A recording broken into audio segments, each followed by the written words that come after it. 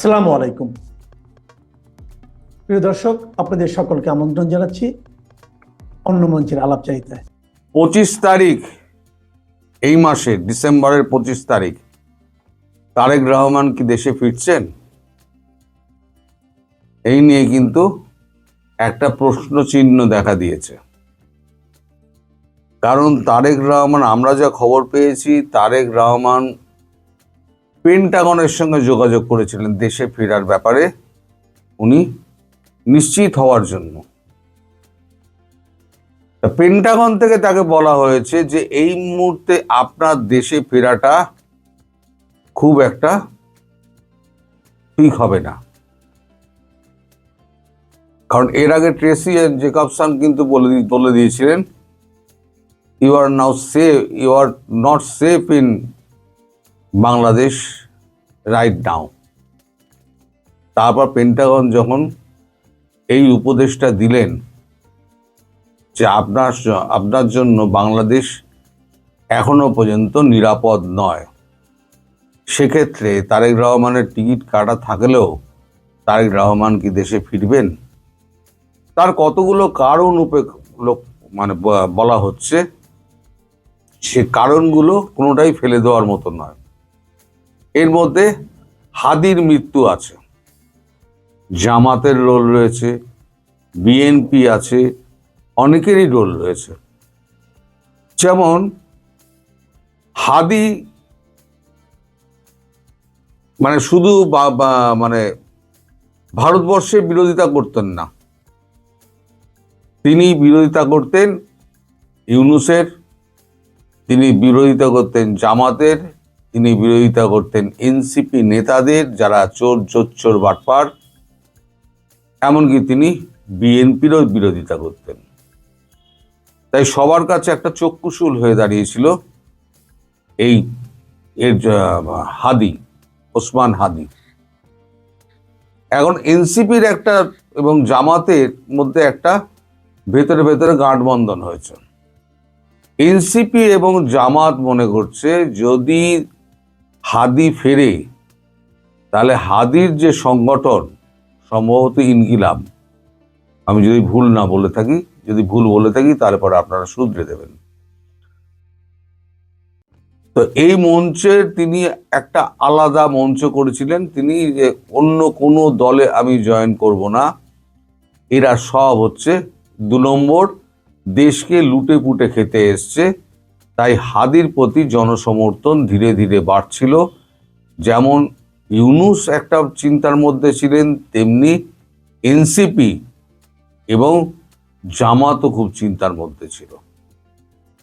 হাদি তার প্রাণ সংশয় নিয়ে 2 বার জিডি করতে গেছিলেন, কিন্তু 2 বারই জিডি তার নেওয়া হয়নি, পুলিশ অ্যাকসেপ্টই করেনি, লেখেই নি, তাকে কোনো নিরাপত্তাও দেওয়া হয়নি। এই নিরাপত্তা না দেওয়ার কারণে হাদির এই মর্মান্তিক মৃত্যু হলো।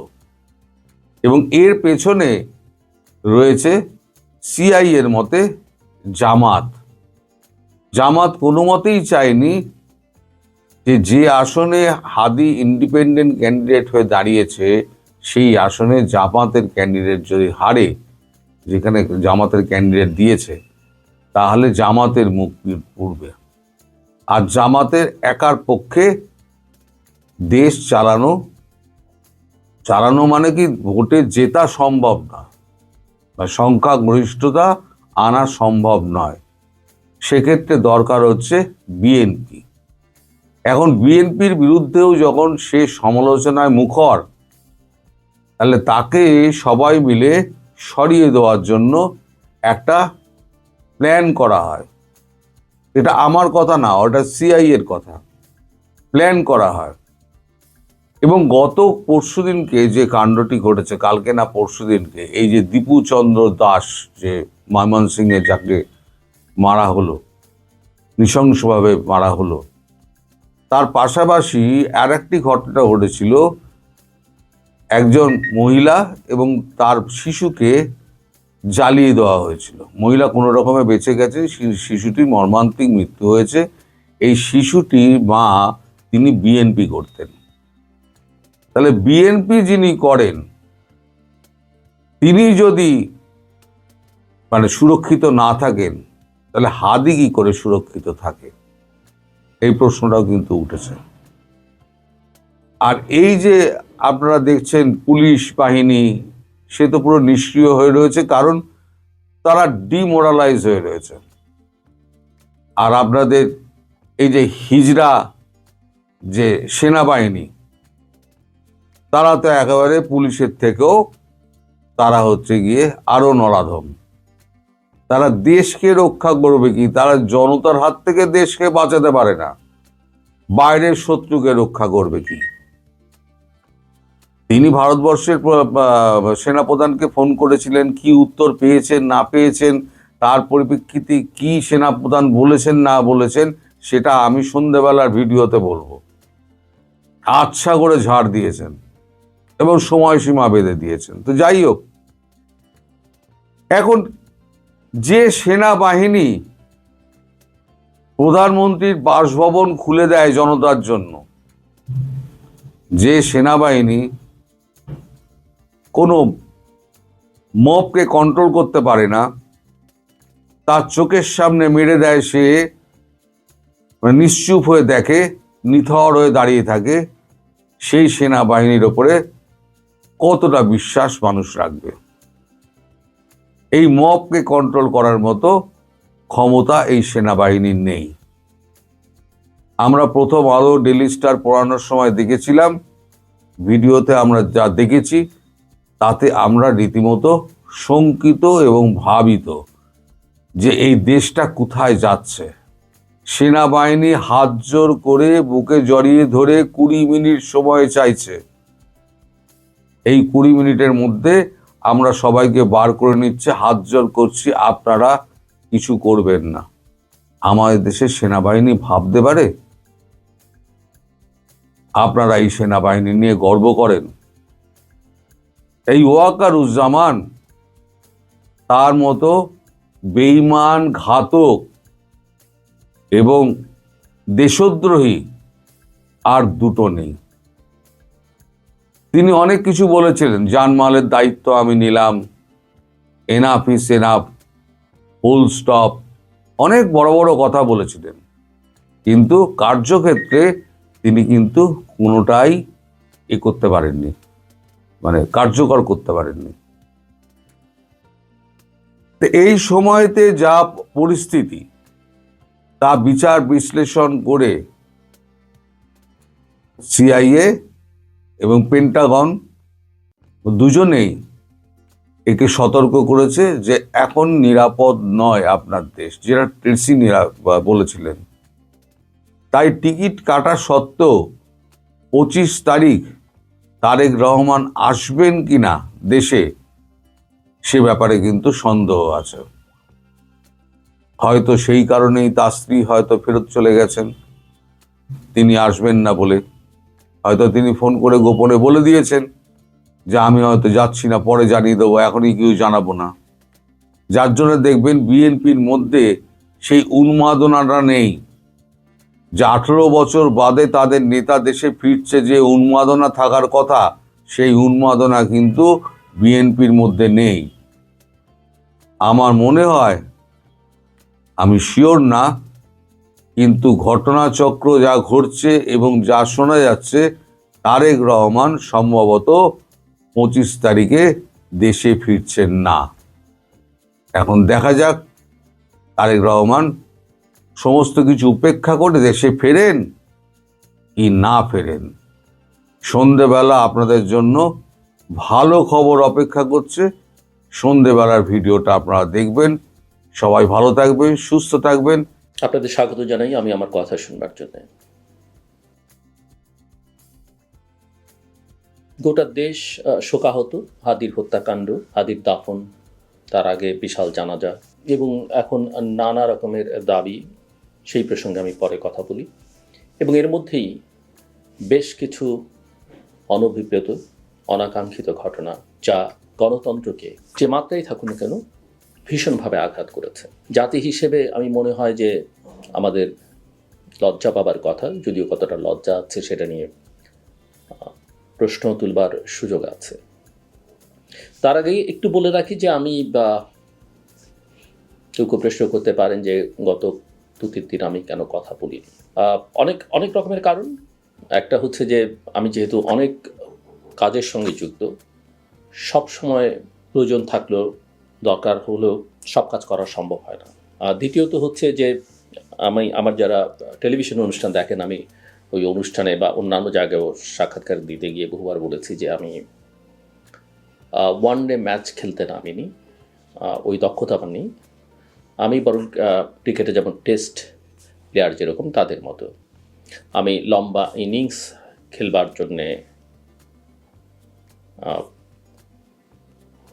কাজ করছি, অর্থাৎ লম্বা ইনিংস, এবং যেটা ইতিমধ্যেই অনেকভাবে প্রমাণিত যে টিকে থাকাটা খুব জরুরি।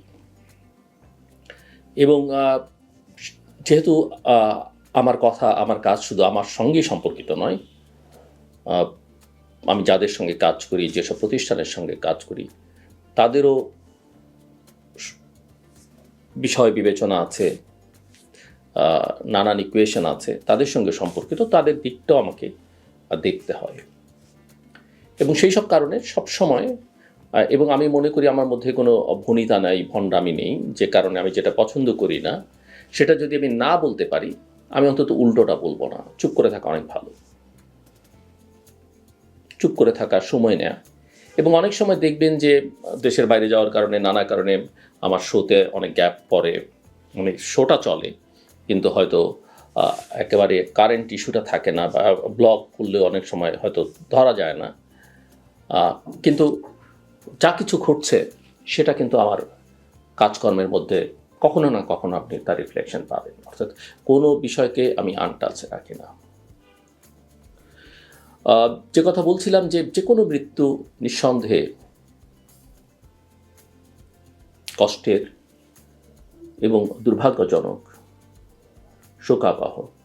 আমরা স্বীকার করি আর না করি, মানি আর না মানি, তাতে কিছু যায় আসে না। কাকে কতখানি সম্মান দিলাম, কার জানাজা কত বড় হলো, কাকে আমরা কোথায় দাফন করলাম, কার জন্যে আমরা রাষ্ট্রীয় শোক ঘোষণা করলাম কি করলাম না, অথবা কার উদ্দেশ্যে প্রধান উপদেষ্টা বা প্রধানমন্ত্রী রাষ্ট্রপতি কোনো বিবৃতি দিলেন কিনা, কখনো বক্তৃতা করলেন, এগুলো কিছু যায় আসে না।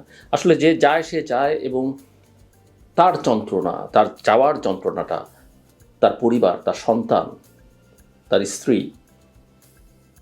তার ভাই বোন, মা বাবা সবচেয়ে বেশি বোঝে। আমরা যতই বলি না কেন পরিবারের দায়িত্ব নেব, এটা করব সেটা করব, রাষ্ট্র যত কথাই বলুক না কেন, এতে আসলে সমস্যার সমাধান হয় না, আর ওই শোক কষ্টটাও কাটানো যায় না। আর আমাদের মতো রাষ্ট্র আসলে কি করে শেষ পর্যন্ত, কতখানি করে, আর কটা কথা দেয় আর কটা কথা রাখে, সেটা নিয়ে অনেক প্রশ্ন আছে। আমি এই বিষয়ে আমার বেশি কিছু বলবার নেই, কিন্তু কতগুলো অবজারভেশন আমি একটু রাখতে চাই। আর সেটা হচ্ছে, কথা বলার তো অনেক বিপদ আছে, কথা বলতে গেলে অনেকেই পছন্দ করেন না। আমি আগেও বলেছি যে হয়তো আমার কথা যাদের পক্ষে যায়, তারা যদি কখনো দেখেন এদিক থেকে অধিক হয়েছে, তখনই তারা ক্ষিপ্ত হয়ে যান, অর্থাৎ তাদের আশার বাইরে কোনো কথা বলা যাবে না। এমনকি এই রাজনৈতিক আলোচনা করতে করতে আমার অনেক ঘনিষ্ঠ জনের সঙ্গেও সম্পর্কের এক ধরনের টানাপোড়েন তৈরি হয়েছে। কিন্তু আপনারা যদি কেউ আমার বক্তব্য জাস্ট তৃতীয় মাত্রায় যেটুকু আমি বলবার সুযোগ আছে, কিংবা আমার এই ব্লগে কিংবা আমার লেখালেখিতে আমার কনসিস্টেন্সির কোনো ঘাটতি নেই, এবং আমি গত কয়েক মাসে বা গত 2-3 বছরে যা বলেছি দেখবেন কিন্তু সবগুলো ঘটনা ঘটেছে, নানাভাবে ঘটেছে।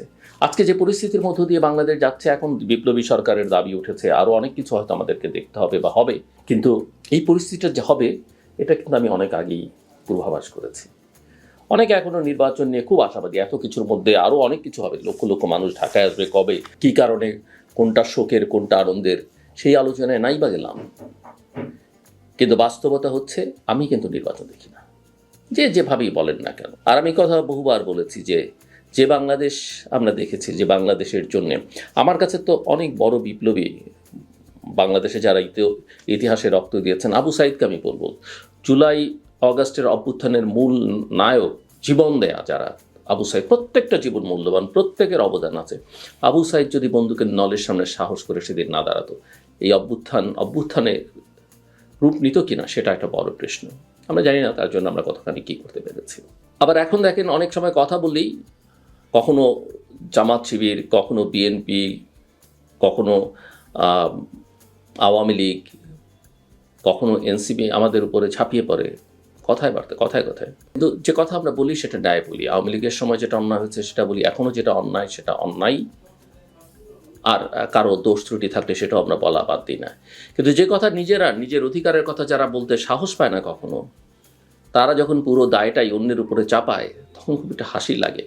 এখনো দেখবেন এই যে অনেকে অনেক কথা বলে, বড় বড় কথা বলছেন, এখন অনেকে বীর সেজেছেন। শেখ হাসিনার আমলে তাদের নাম, গন্ধ, কথাবার্তা কেউ আমরা শুনিনি, বাট এখন তো অনেকে অনেক কিছু বলছেন। সো যেটা আমি বলছিলাম, এই যে আঘাতটা কোথায় দেখেন, প্রথম আলো, ডেইলি স্টার দুটো পত্রিকার অফিস পুড়িয়ে দেওয়া হলো। ডেইলি স্টারে তো আমি, আপনারা হয়তো অনেকে জানেন যে লিখি। প্রথম আলোর সঙ্গে আমার সম্পর্ক আনুষ্ঠানিক বা কাজের কোনো সম্পর্ক না থাকলেও প্রথম আলোতে যারা কাজ করেন তাদের অনেকে আমার পুরনো সহকর্মী, ইনক্লুডিং প্রথম আলোর সম্পাদক নুরুল কবিরের মতো সাংবাদিক, বাংলাদেশের সাহসী সৎ সাংবাদিক সম্পাদক দ্বিতীয়টি আছে কিনা আমার সন্দেহ রয়েছে। তাকে যেভাবে হেনস্থা করা হলো, নুরুল কবিরকে আওয়ামী লীগ বলে হেনস্থা করা হলো, মানে এর চাইতে হাস্যকর কী হতে পারে? অর্থাৎ আপনি আপনার সুরে কথা না বললে কাউকে আপনার পছন্দ হয় না। মতিউর রহমান, মাহফুজ আনাম, নুরুল কবির, এইরকম প্রতিষ্ঠান বাংলাদেশ, আমি তো মনে করি প্রত্যেকটা নাম এক একটা প্রতিষ্ঠান। আপনি প্রথম আলোর 101টা সমালোচনা করেন, আমিও করবো একটু পরে, হয়তো করব। ডেইলি স্টারের 101টা সমালোচনা করতে পারেন। নুরুল কবিরের বক্তব্য আপনার পছন্দ না হতে পারে, বা নুরুল কবিরের বক্তব্য আপনার স্বার্থে আঘাত আনতে পারে, কিন্তু আমাকে একটা প্রথম আলো, একটা ডেইলি স্টার করে দেখান না, একটু কষ্ট করে কেউ করে দেখান।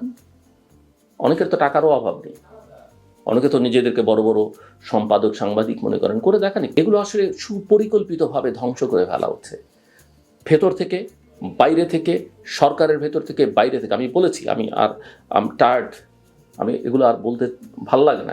এখন প্রথম আলো, ডেইলি স্টার সম্পর্কে আমার সমালোচনার জায়গা কোনটা আমি বলি। আমার সঙ্গে অন্যদের একটা বড় পার্থক্য হচ্ছে, আমি যত দূর থেকে বিষয়গুলো বোঝার চেষ্টা করি। অনেকে বলতে পারেন তুমি নিজেকে অনেক বড় মনে করো, মোটেই আমি বড় মনে করি। আমি অতি সাধারণ, সারা জীবন সাধারণ থাকবো। আমার কোনো খ্যাতির দরকার নেই, পুরস্কারের দরকার নেই, অর্থের দরকার নেই, রাষ্ট্রের পদের দরকার নেই। কিন্তু একটু দূর থেকে আমি নুরুল কবির, আপনারা জানেন তার সঙ্গে আমার ব্যক্তিগত সম্পর্ক অনেক ভালো, কিন্তু মতের হয়তো কোনো ক্ষেত্রে পার্থক্য থাকতে পারে। আমি তাকে দেখতে গিয়েছিলাম এবং তাকে বলেই আমি একটা অনুমতি নিই, যদিও তিনি আমার কথার সঙ্গে একমত নন, অনুমতি নিয়ে বলেছিলাম যে এই কথাটা বলব। নুরুল কবিরের গায়ে কেউ টাচ করবে এটা আমি কল্পনাও করতে পারি না। কিন্তু কেন হয়েছে জানেন? এই যে পরিবর্তন, এবং এই পরিবর্তনের যে শক্তি তো কোটি কোটি তরুণ সাধারণ মানুষ, কিন্তু তাদের নাম আমরা নিই না। এর সুফলভোগী কতিপয় মানুষ সামনে চলে এসছে, যারা নেতা, যারা নানা সংগঠন তৈরি করেছে, তাদের প্রতি আমার সহানুভূতি, হ্যাঁ এই সহানুভূতি আমারও তাদের প্রতি ছিল একটা সার্টেন টাইম পর্যন্ত। কিন্তু আমি যখন দেখেছি যে তাদের ক্ষমতার মোহ, অর্থের মোহ, অস্ত্রের মোহ তাদেরকে পেয়ে বসে, আমি সেখান থেকে তখন তার সমালোচনা করেছি। যখন ওই হ্যামিলনের বংশীপদক, গণজাগরণ মঞ্চ সারা দেশ ছুটেছে, আমি তাদের পেছনে ছুটে যাই, আমি তখনও তাদের ব্যাপারে ক্রিটিক্যাল ছিলাম, এবং সে কারণে আমাকে তখন বলা হতো চ্যানেলের মধ্যরাতের রাজাকার। কিন্তু কোথায় গণজাগরণ মঞ্চ? সো আমি এদের ব্যাপারে খুবই সমালোচনা মুখর ছিলাম, এবং আমি মনে করি না এরা সারা দেশের ছাত্রদের প্রতিনিধিত্ব করে, সারা দেশের তরুণ যুবকদের প্রতিনিধিত্ব করে। কবির ভাইয়ের সঙ্গে আমার পার্থক্যটা ওই জায়গায়। উনি মনে করেছেন যে না, এদের সমালোচনা একটু কম করে দেবে। একই অবস্থা প্রথম আলো, ডেইলি স্টারেরও। বিশেষ করে প্রথম আলো তো আপনি অনেকে ফেসবুকে পোস্ট দিলেও সেটা ছেপে দিয়েছেন, এত ভালোবাসা। আমি বিশ্বাস করি যে প্রথম আলো বুঝতে না পারার কোনো কথা নেই, কারণ প্রথম আলোর সম্পাদক যিনি মতিউর রহমান, তাকে আমি দীর্ঘকাল চিনি, একসঙ্গে কাজ করেছি, বড় ভাইয়ের মতো। অনেক মতভিন্নতা, মতপার্থক্য, ত্যাক্ততা, তিক্ততা আমাদের মধ্যে হয়েছে, কিন্তু আমি মনে করি এরকম পরিশ্রমী, মেধাবী সম্পাদক বাংলাদেশে খুব কম আছে। কিন্তু তিনি জানেন কোন লোকটা কে, কেমন, তার লক্ষ্য কী, তার আদর্শ কী, তার বক্তব্য কী। কিন্তু তাদেরকে প্রথম আলো গত অভ্যুত্থানের পর থেকে কম প্রমোট করেনি। এই যে একটা ধারা বাংলাদেশে তৈরি হয়েছে, এই ধারা প্রমোট করার দায়িত্ব তাদেরকে কম বেশি নিতে হবে। হ্যাঁ, আপনি গণমাধ্যমে সবার মত থাকতে হবে, আপনি সবার মত তুলে ধরবেন, কিন্তু দেশের জনগণ তো অত্যন্ত গুরুত্বপূর্ণ, ভবিষ্যৎ অত্যন্ত গুরুত্বপূর্ণ, সেটা বোঝার ব্যাপার আছে।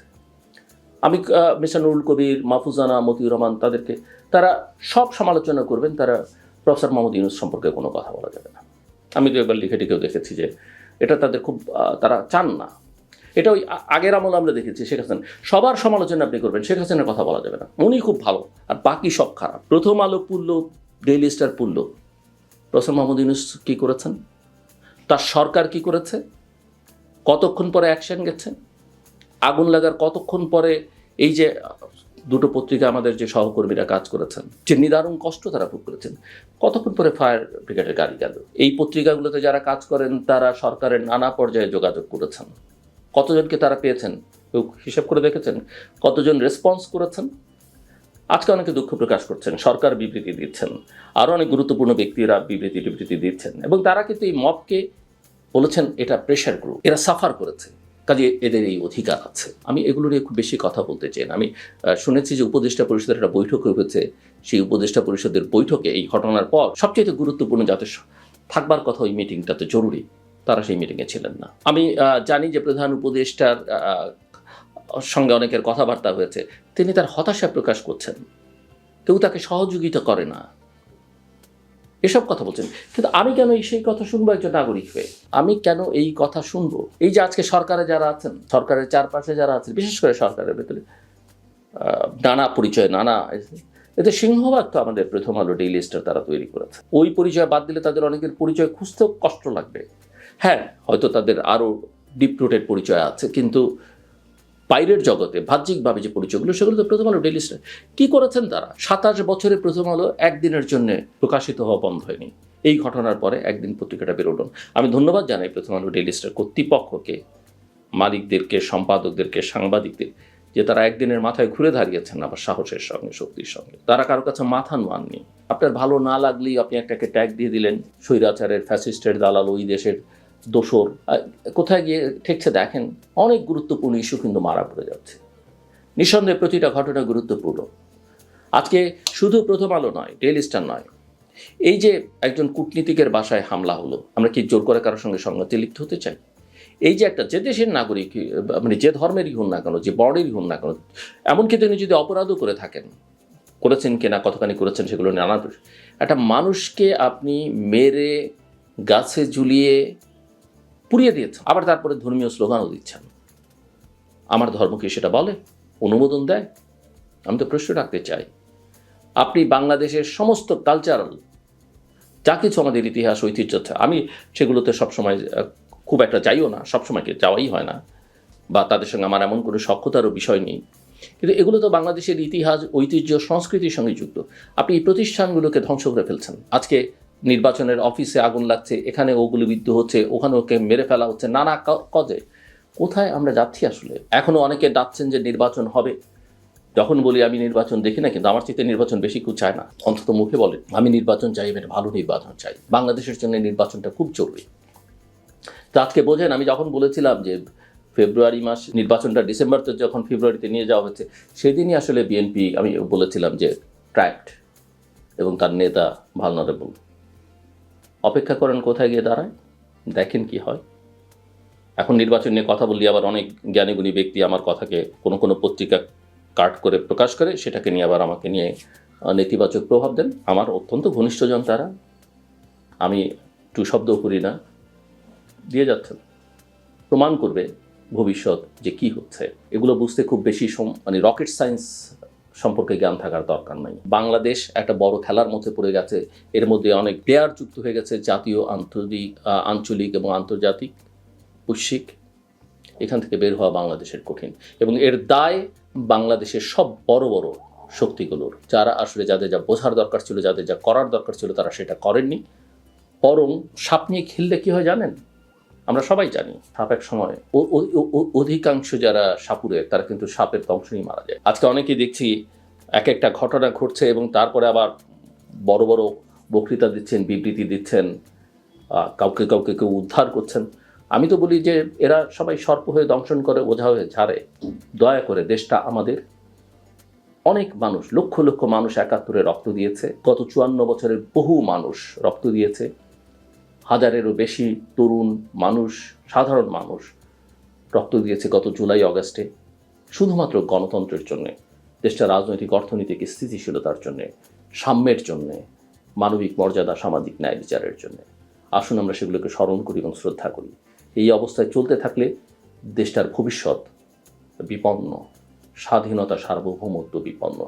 খালি বিশেষ কাউকে ট্যাগ করলে, বিশেষ কারো দিকে অঙ্গুলি হেলুন করলেই সমস্যার সমাধান হবে না।